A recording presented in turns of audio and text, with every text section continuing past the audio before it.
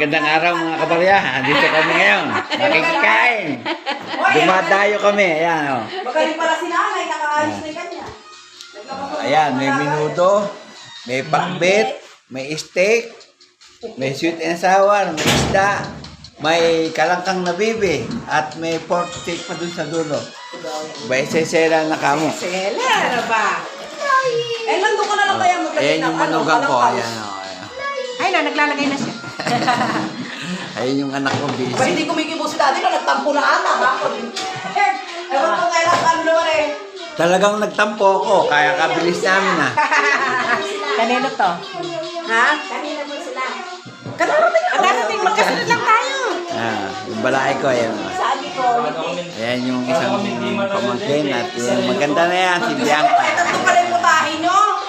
Bianca, kaway-kaway naman. Away ko. Okay, paano? Kain na. Ano? Ay, hindi. Upo muna kayo at magpipicture tayo ng masalese. Upo, upo. Dati lang, upo.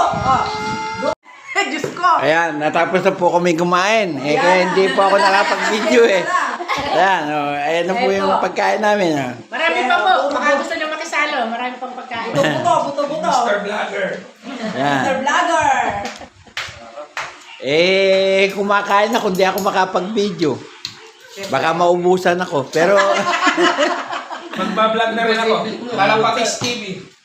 Maliit lang ilong ng tete. Saan ba mo na? ayan. Sino ba yung maganda na yan?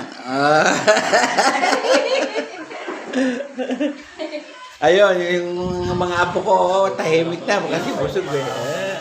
Tete, maliit lang ang ilong mo. Hindi ka tulad sa akin. Maliit lang. Oh, hanggang dyan po mga kabarya, yung mga kabidyo. Salamat muli sa inyong panonood. Eh, yung best friend. At sa huli ay masabi kong mabuhay tayong lahat.